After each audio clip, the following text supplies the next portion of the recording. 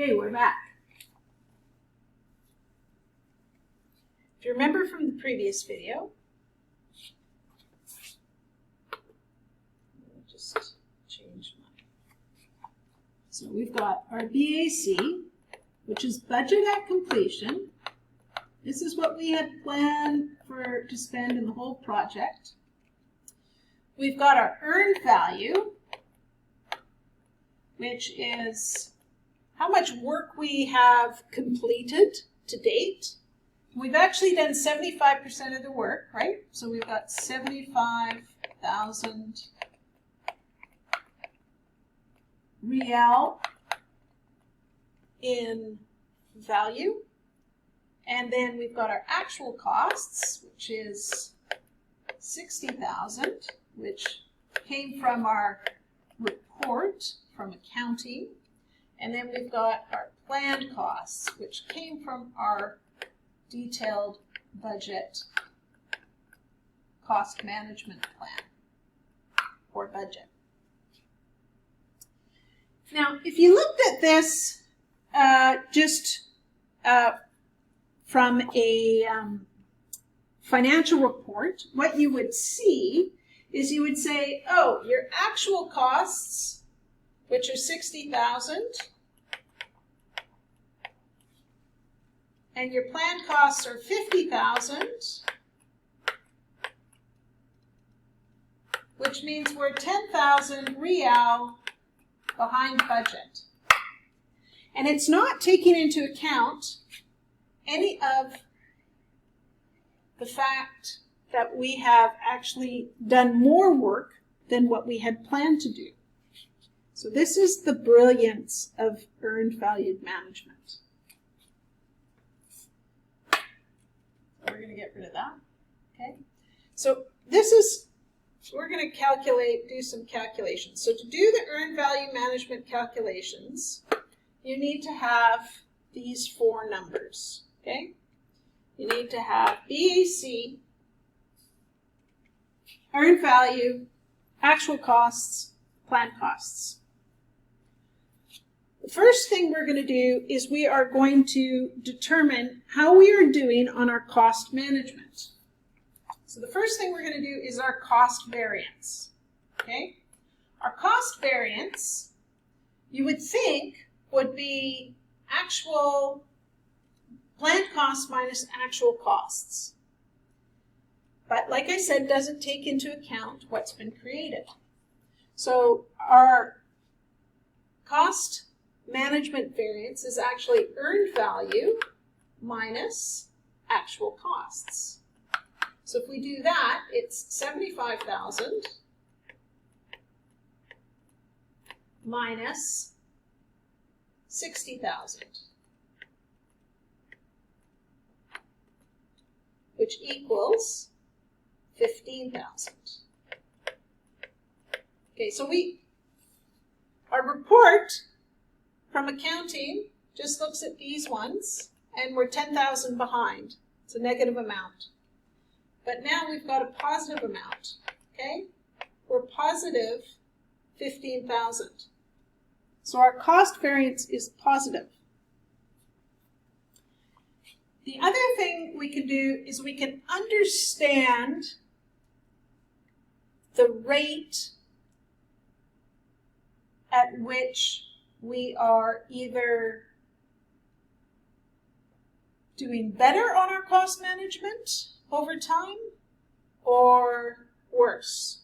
And that is the cost performance index. Okay?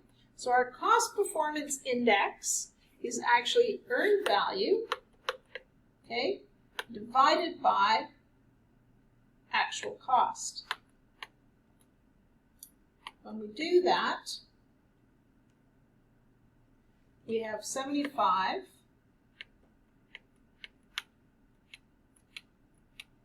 divided by 60, which equals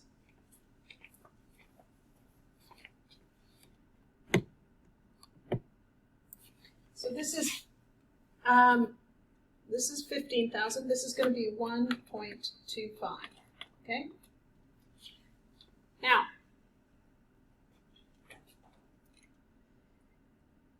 1, if this value here was 1, that means that what you have earned, what you have completed, is exactly the same as what you've spent.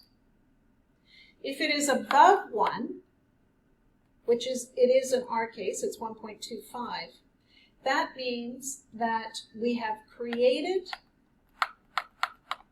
more value or more value than we have spent at this point in the project, okay?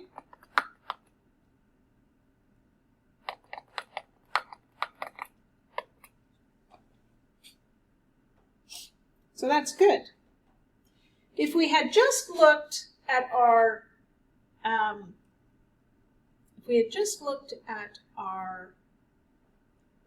budget versus actual, we would have been negative 10,000.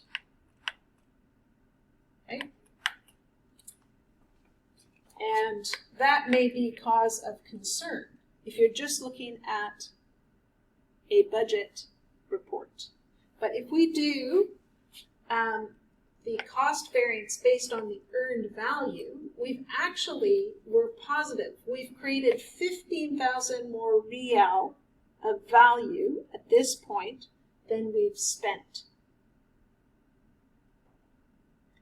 Okay, now we are going to see how we're doing in terms of schedule. So we're going to do schedule variance.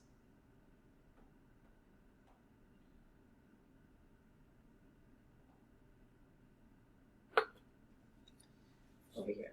So I'm going to do schedule variance, which equals earned value minus planned costs. Okay, so we planned to spend so much, but we've actually completed so much. That's going to give us an indication of how we're doing in terms of our schedule, our time.